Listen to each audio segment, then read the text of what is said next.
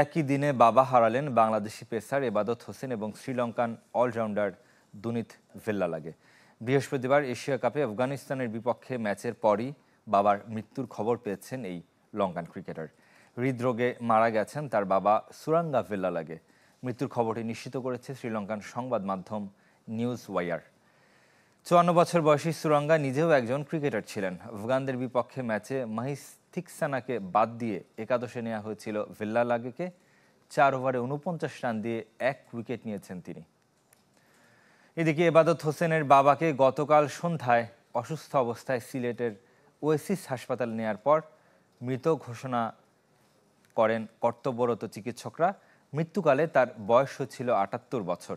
এবাদত হোসেনের বাবা নিজামুদ্দিন চৌধুরী দীর্ঘদিন ধরে ক্যান্সারে ভুগছিলেন। চলছিল নিয়মিত চিকিৎসাও। হঠাৎ অসুস্থ বোধ করায় হাসপাতালে নেওয়া হয় তাকে, কিন্তু পথেই তিনি মৃত্যুর কোলে ঢলে পড়েন।